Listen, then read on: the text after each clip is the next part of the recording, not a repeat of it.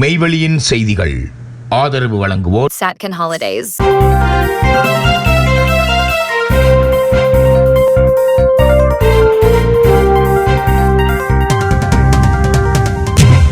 வணக்கம். மெய்வெளியின் செய்திகள் வாசித்தளிப்பவர் சாம் பிரதீபன். முதலில் இலங்கை செய்திகள்.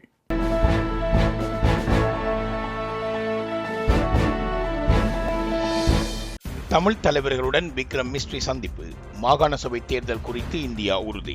இந்தியாவின் பங்களிப்புடன் உருவாக்கப்பட்ட அதிகார பரவலாக்கல் கட்டமைப்பான மாகாண சபைகளை செயல்படுத்தும் நோக்கில் அதற்கான தேர்தல்களை விரைவில் நடத்துமாறு இலங்கை அரசை தொடர்ந்து வலியுறுத்துவோம் என இந்திய வெளியுறவுச் செயலாளர் விக்ரம் மிஸ்ரி தமிழ் தேசிய கட்சிகளின் தலைவர்களிடம் உறுதியளித்துள்ளார்.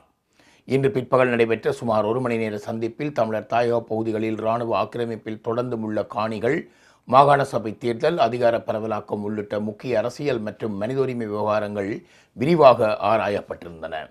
மாகாண சபை தேர்தலை நடத்துவதற்கான வாய்ப்புகள் குறித்து விக்ரம் மிஸ்ரி கேட்டறிந்த நிலையில் தற்போதைய அரசாங்கத்திற்கோ ஜனாதிபதிக்கோ தேர்தலை நடத்தும் அரசியல் விருப்பம் இல்லை என தமிழ் தலைவர்கள் சுட்டிக்காட்டினர். இராணுவத்தால் ஆக்கிரமிக்கப்பட்டுள்ள தமிழர்களின் காணிகள் கைவிடப்பட்ட நிலங்கள் என அரச தரப்பில் முன்வைக்கப்படும் கருத்தை இந்திய வெளியுறவுச் செயலாளர் எழுப்பிய போது அதனை தமிழ் தலைவர்கள் திட்டவட்டமாக மறுத்தனர். இராணுவ ஆக்கிரமிப்பு காரணமாக மக்கள் கட்டாயமாக இடம்பெயர்ந்துள்ளனர்.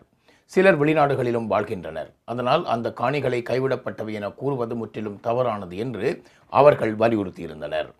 அகில இலங்கை தமிழ் காங்கிரஸ் தலைவர் கஜேந்திரகுமார் பொன்னம்பலம் தமிழர் தாயகத்தில் மக்கள் வசிக்காத பகுதிகளை அரசாங்கம் கையகப்படுத்த முயற்சிப்பதாக குற்றம் சாட்டியிருந்தார். இதுபோன்ற முயற்சியை முன்னர் மேற்கொள்ள மாட்டோம் என பிரதமர் உறுதியளித்திருந்த போதிலும் பின்னர் நடவடிக்கை எடுக்கப்பட்டதாகவும் நீதிமன்ற வழக்கின் மூலம் அது தடுக்கப்பட்டதாகவும் அவர் தெரிவித்திருந்தார். இலங்கை தமிழரசுக் கட்சியின் பொதுச் செயலாளர் எம். ஏ. சுமந்திரன் மக்களின் காணிகளை அவர்களிடமே மீள ஒப்படைப்பது அரசின் கொள்கை என ஜனாதிபதி கூறுகிறார். ஆனால் மறுநாளே பிரதி பாதுகாப்பு அமைச்சர் அந்த காணிகளை விடுவிக்க மாட்டோம் என அறிவிக்கிறார். இது அரசின் முரண்பட்ட நிலைப்பாட்டை காட்டுகிறது என்று சுட்டிக்காட்டியிருந்தார். இந்த சந்திப்பில் இலங்கை தமிழரசுக் கட்சியின் சார்பில் எம். ஏ. சுமந்திரன், ரா. சாணக்கியன், மருத்துவர் சத்தியலிங்கம், கவிந்திரன் கோடீஸ்வரன் ஆகியோரும், அகில இலங்கை தமிழ் காங்கிரஸ் சார்பில் கஜேந்திரகுமார் பொன்னம்பலமும், ஜனநாயக தமிழ் தேசிய கூட்டணி சார்பில் செல்வம் அடைக்கலநாதன், தர்மலிங்கம் சித்தாந்தன் ஆகியோரும் கலந்து கொண்டிருந்தனர். கொழும்புக்கான இந்திய உயர்ஸ்தானிகர் சந்தோஷ் ஜாவும் இந்த உயர்மட்ட சந்திப்பில் பங்கேற்றிருந்தார். 17 மனிதநேய பணியாளர்கள் படுகொலை வழக்கை மீள விசாரிக்க இலங்கையை வலியுறுத்தும் ஐநா. திருகோணமலை மூதூரில் 17 நிவாரணப் பணியாளர்கள் படுகொலை செய்யப்பட்டு 20 ஆண்டுகள் நிறைவடையும் நிலையில் பாதிக்கப்பட்ட குடும்பங்களுக்கு உண்மையையும் நீதியையும் இழப்பீட்டையும் காலதாமதமின்றி உடனடியாக வழங்குமாறு ஐக்கிய நாடுகள் சபையின் நிபுணர்கள் இலங்கை அரசாங்கத்திற்கு கோரிக்கை விடுத்துள்ளனர்.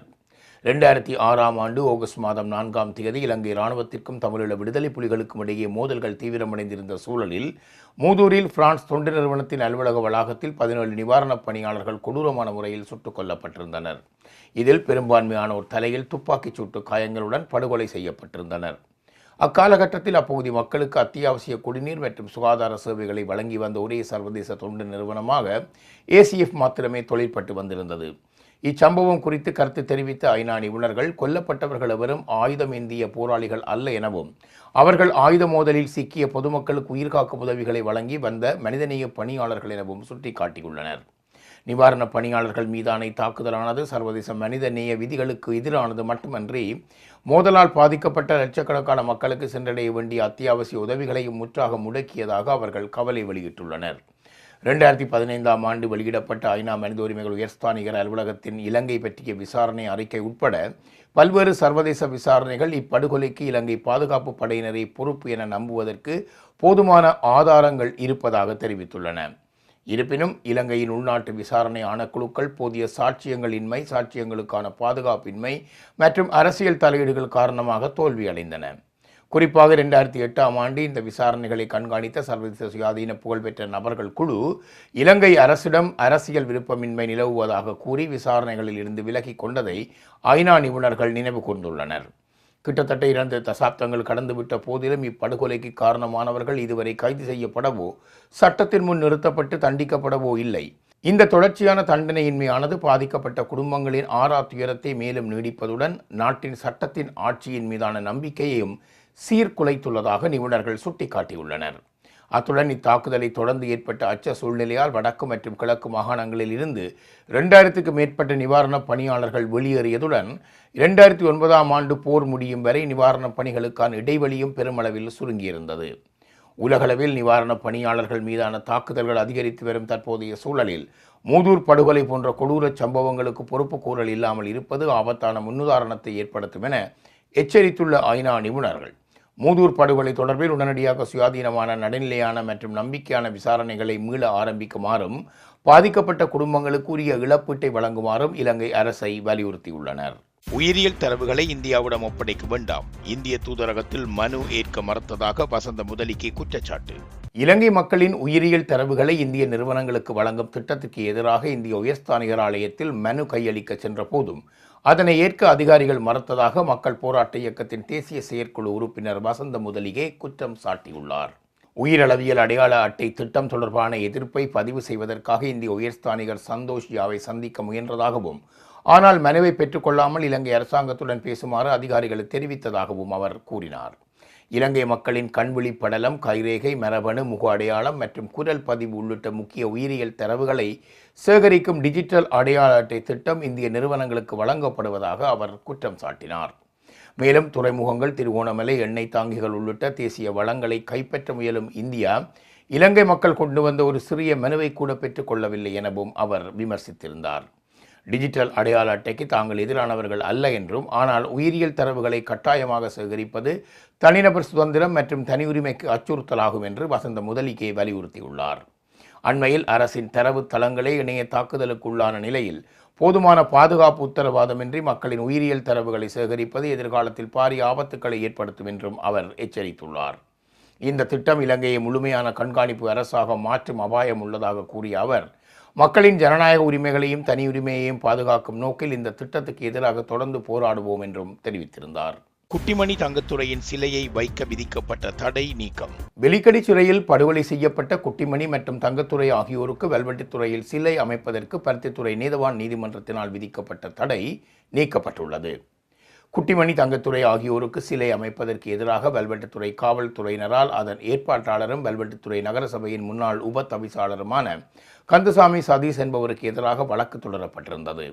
குறித்த வழக்கில் சிலை அமைப்பதற்கான தற்காலிக தடை உத்தரவு இன்று வரை அமுல்படுத்தப்பட்டிருந்த நிலையில் தற்போது அது நீக்கப்பட்டுள்ளது. கடந்த மாதம் 22ஆம் தேதி அன்று வெல்வெட்டித்துறை காவல்துறையினரால் பருத்தித்துறை நீதவான் நீதிமன்றில் தொடுக்கப்பட்ட வழக்கானது நேற்று விசாரணைக்கு எடுத்துக் கொள்ளப்பட்ட போது வழக்கின் மேலும் ஆதாரங்களை சமர்ப்பிக்க 14 நாட்கள் காலம் கோரப்பட்டிருந்தது. எனினும் 106 சட்டப்பிரிவின் கீழ் 14 நாட்களுக்கு மேல் தடை உத்தரவு வழங்க முடியாது என்ற அடிப்படையில் இன்றைய தினம் வரை காவல்துறையினருக்கு உரிய எதிராளிக்கு எதிரான உரிய ஆவணங்களை சமர்ப்பிப்பதற்காக கால அவகாசம் வழங்கப்பட்டிருந்தது. இந்த நிலையில் எந்தவித போதுமான ஆதாரங்களோ ஆவணங்களோ சமர்ப்பிக்கப்படாத நிலையில் இன்றைய தினம் பருத்தித்துறை நீதிவான் நீதிமன்றத்தினால் வழங்கப்பட்டிருந்த தற்காலிக தடை உத்தரவு நீக்கப்பட்டுள்ளமை குறிப்பிடத்தக்கது. மூதூரில் கோலாகலமாக நடைபெற்ற பழங்குடியினர் பாரம்பரிய விழா, கிழக்கு ஆளுநர் பங்கேற்பு. கிழக்கு மாகாணத்தின் கடல் பழங்குடியினர் சமூகத்தின் கலாசார பாரம்பரியத்தையும் மரபுகளையும் பாதுகாக்கும் பொருட்டு ஆண்டுதோறும் ஏற்பாடு செய்யப்படும் கடற்பழங்குடியினரின் பாரம்பரிய விழா இன்று மூதூர் நல்லூர் பகுதியில் இடம்பெற்றது. இந்நிகழ்ச்சியில் பிரதம விருந்தினராக கலந்து கொண்ட கிழக்கு மாகாண ஆளுநர் ஜெயந்தலால் ரத்னசேகர கடல் பழங்குடியினர் சமூகத்தின் கலாசார அடையாளம், பாரம்பரிய வாழ்க்கை முறை மற்றும் மூதாதையர் அறிவை பாதுகாப்பதன் முக்கியத்துவத்தை வலியுறுத்தியிருந்தார். இந்நிகழ்ச்சியின் போது பாரம்பரிய மதச் சடங்குகள், கலாசார கூறுகள், சமூக தலைவர்களின் ஆசைகள் மற்றும் கடற்பழங்குடியினரின் பாரம்பரியத்தை பிரதிபலிக்கும் பல்வேறு நிகழ்ச்சிகள் நடைபெற்றிருந்தன. மேலும் ஏராளமான உள்ளூர் மக்களும் இதில் கலந்து கொண்டிருந்தனர். சுற்றுலா முதலீடுகளை விரிவுபடுத்த வடக்கில் உயர்மட்ட ஆலோசனை. வடக்கு மாகாணத்தின் ஒருங்கிணைந்த சுற்றுலாத்துறை மேம்பாடு தொடர்பில் வடக்கு மாகாண ஆளுநர் வேதநாயகனுக்கும் சுற்றுலாத்துறை பிரதி அமைச்சர் ருவன் குணசேகரவுக்கும் இடையிலான விசேட கலந்துரையாடல் ஆளுநர் செயலகத்தில் நேற்றைய தினம் செவ்வாய்க்கிழமை நடைபெற்றிருந்தது. இதன்போது வடக்கு மாகாணத்தில் சுற்றுலாத்துறையில் முதலீடு செய்வதற்கு பல முதலீட்டாளர்கள் ஆர்வத்துடன் முன்வருகின்ற போதிலும் வனவள திணைக்களம், வனவிலங்குகள் திணைக்களம் மற்றும் கரையோர பாதுகாப்பு திணைக்களம் உள்ளிட்டவர்களிடமிருந்து அனுமதிகளை பெறுவதில் நிலவும் தாமதங்கள் குறித்து ஆளுநர் எடுத்துரைத்திருந்தார். ஆளுநர் முன்வைத்த கோரிக்கைகள் மற்றும் அவதானிப்புகள் குறித்து கவனம் செலுத்திய சுற்றுலாத்துறை பிரதி அமைச்சர் மாகாணத்தில் சுற்றுலாத்துறையை ஊக்குவிப்பது தொடர்பிலும் மாவட்ட ரீதியிலான ஒருங்கிணைந்த சுற்றுலா அபிவிருத்தி திட்டங்களை எவ்வாறு துரிதமாக செயற்படுத்துவது என்பது குறித்தும் ஆளுநருடன் விரிவாக ஆராய்ந்திருந்தார்.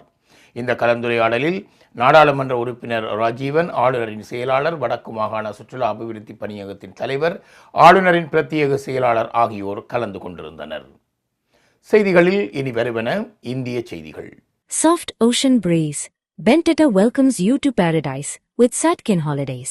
Mirasa Beach.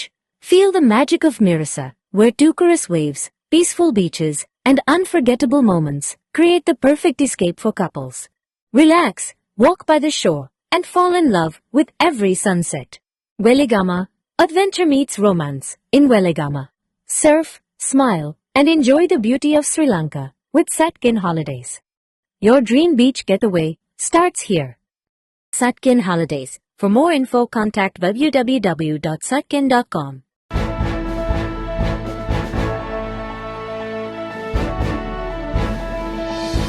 சமூக நீதிக்கு கூடுதல் நிதி. தமிழக பட்ஜெட்டை வரவேற்றார் திருமாவளவன். தமிழக அரசின் புதிய பட்ஜெட்டில் சமூக நீதித்துறைக்கு கூடுதல் நிதி ஒதுக்கப்பட்டிருப்பது வரவேற்கத்தக்க நடவடிக்கை என விடுதலை சிறுத்தைகள் கட்சி தலைவர் தொல் திருமாவளவன் தெரிவித்துள்ளார். அரியலூர் மாவட்டம் வங்கனூரில் செய்தியாளர்களிடம் பேசிய அவர், பட்ஜெட்டின் முழு விவரங்களை ஆய்வு செய்த பின்னரே விரிவான கருத்தை தெரிவிப்பேன் என்றாலும் தற்போது வெளியாகியுள்ள பல அறிவிப்புகள் பாராட்டுக்குரியவை என்றார். பள்ளி மாணவர்களுக்கு தலைக்கவசம் உள்ளிட்ட பாதுகாப்பு உபகரணங்களை வைக்க வசதியுள்ள மிதிவண்டிகள் வழங்கப்படுவது சிறந்த முயற்சி என்றும், வெற்றி வீடு திட்டத்தின் கீழ் வீடு கட்டும் நிதி 5 லட்சம் ரூபாயாக உயர்த்தப்பட்டிருப்பது மகிழ்ச்சி அடைவதாகவும் தெரிவித்துள்ளார். மேலும் பண்டிதர் அயோத்திதாசர் வீடு கட்டும் திட்டத்திற்கு 419 கோடி ரூபாயும், அண்ணல் அம்பேத்கர் தொழில் முன்னோடி திட்டத்திற்கும் கூடுதல் நிதி ஒதுக்கப்பட்டிருப்பது சமூக நீதிக்கான அரசின் அர்ப்பணிப்பை வெளிப்படுத்துவதாகும் என்று கூறினார். வெளிநாடுகளிலும் உயர்கல்வி பயிலும் மாணவர்களுக்காக உதவித்தொகை பெறுவோரின் எண்ணிக்கை அதிகரிக்கப்பட்டிருப்பதையும் வரவேற்ற திருமாவளவன், சமூக நீதித்துறைக்கு சுதந்திரமாக செயற்படும் வாய்ப்பையும் தேவையான நிதியையும் அரசு வழங்கியுள்ளது என்றும் பாராட்டு தெரிவித்துள்ளார்.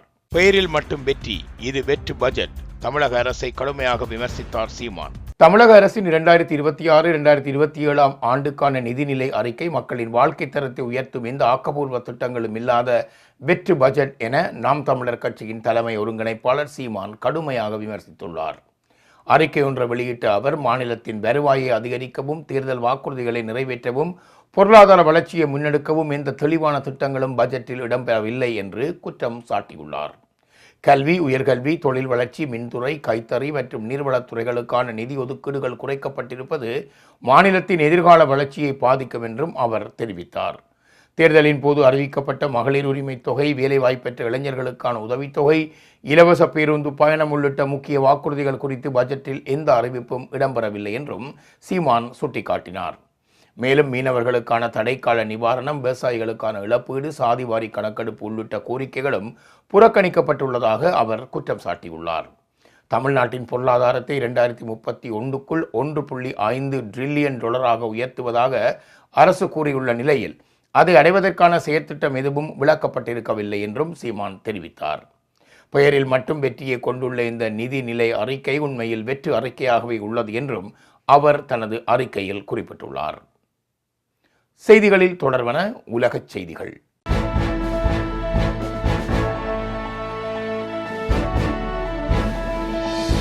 ஈரானுக்கு இதுவே கடைசி வாய்ப்பு, ட்ரம்ப் எச்சரிக்கை. பேச்சுவார்த்தையை மறக்கும் தெஹ்ரான். ஈரானுடன் ஒரு உடன்பாட்டை எட்டுவதற்கு இதுவே கடைசி வாய்ப்பு என அமெரிக்க அதிபர் டொனால்ட் ட்ரம்ப் எச்சரிக்கை விடுத்துள்ளார். வெள்ளை மாளிகையில் செய்தியாளர்களிடம் பேசிய ட்ரம்ப், நட்பு நாடுகளான சவுதி அரேபியா, கட்டார் மற்றும் ஐக்கிய அரபு அமீரகம் உள்ளிட்ட நாடுகளின் கோரிக்கையை ஏற்று ஈரானுடன் பேச்சுவார்த்தைக்கு சம்மதித்ததாக தெரிவித்தார். இந்த பேச்சுவார்த்தையின் மூலம் ஹார்முஸ் நீரிணை வழியாக தடையற்ற கப்பல் போக்குவரத்து மற்றும் ஈரானின் அணுசக்தி விவகாரம் தொடர்பில் இறுதி உடன்பாடு எட்டப்பட வேண்டும் என்றும் அவர் கூறியுள்ளார். மேலும் பேச்சுவார்த்தை மூலம் தீர்வு கிடைக்காவிட்டால் ஈரான் சர்வநாசத்தை எதிர்கொள்ள வேண்டி இருக்கும் என ட்ரம்ப் கடுமையாக எச்சரித்துள்ளார். இந்நிலையில் அமெரிக்காவுடன் தாங்கள் எந்தவித பேச்சுவார்த்தையிலும் ஈடுபடவில்லை என ஈரான் வெளியுறவு அமைச்சகம் மறுப்பு தெரிவித்துள்ளது. ஈரான் தனது எல்லைகளை பாதுகாப்பதில் கவனம் செலுத்துவதாகவும் போரை விரிவுபடுத்த விரும்பவில்லை என்றும் ஈரான் அதிபர் மசூத் பெசச்கியன் தெரிவித்ததாக அந்நாட்டு அரச ஊடகம் குறிப்பிட்டுள்ளது. இதற்கிடையில் ஈரான் அமெரிக்கா இடையிலான பதட்டம் நீடித்து வரும் நிலையில் ஹார்முஸ் நீரிணையின் எதிர்காலம் தொடர்பான சர்வதேச கவனம் மேலும் அதிகரித்துள்ளது. ஹார்முஸ் நீரிணை உடன் திறக்கப்பட மாட்டாது, ஈரான் திட்டவட்டம். ஈரானுக்கும் ஓமானுக்கும் இடையே ஹார்முஸ் நீரிணை வழியாக எதிர்கால கப்பல் போக்குவரத்து ஏற்பாடுகள் தொடர்பில் உடன்பாடு எட்டப்பட்டாலும் அந்த முக்கிய கடல்வழி உடனடியாக மீண்டும் திறக்கப்படாது என ஈரான் தெரிவித்துள்ளது. ஈரானின் அரச ஊடகமான IRIB தகவலறிந்த வட்டாரங்களை மேற்கோள் காட்டி வெளியிட்ட செய்தியில் கடல்வழி போக்குவரத்து தொடர்பான பேச்சுவார்த்தைகள் ஹெக்டான் மற்றும் மஸ்கட் இடையே மட்டும் நடைபெற்று வருவதாகவும் இதில் அமெரிக்காவுக்கு எந்த பங்கும் இல்லை என்றும் தெரிவிக்கப்பட்டுள்ளது. ஹார்முஸ் நீரிணை வழியாக கப்பல்கள் செல்வதற்கான சாத்தியமான ஏற்பாடு மற்றும் நீரிணையை உடனடியாக மீண்டும் திறப்பது ஆகிய இரண்டும் வெவ்வேறு விடயங்கள் என ஈரான் குறிப்பிட்டுள்ளது. மேலும் ஹார்முஸ் நீரிணையை மீண்டும் திறப்பது என்பது அமெரிக்காவின் நடவடிக்கைகளில் ஏற்படும் மாற்றங்கள் மற்றும் அதன் விதி மீறல்கள் தொடர்பான திருத்த நடவடிக்கைகளை பொறுத்தே அமையும் என ஈரான் தெரிவித்துள்ளது. உலகின் முக்கியமான எண்ணெய் போக்குவரத்து கடல் வழிகளில் ஒன்றான ஹார்முஸ் நீரிணையின் நிலை சர்வதேச எரிசக்தி சந்தைகளிலும் கவனத்தை ஈர்த்துள்ளமை குறிப்பிடத்தக்கது. இத்துடன் மெய்வழியின் செய்திகள் நிறைவு பெற்றன. தொடர்ந்தும் மெய்வழியின் மேலதிக செய்திகளை பார்வையிட www.மெய்வழி.com என்ற எங்கள் இணையதளத்தை பார்வையிடுங்கள். அத்தோடு மெய்வழி ஆப்பையும் தரவிறக்கம் செய்து கொள்ளுங்கள். மேலும் மெய்வழி நியூஸ் யூடியூப் தளத்தையும் சப்ஸ்கிரைப் செய்து கொள்ளுங்கள். வணக்கம்.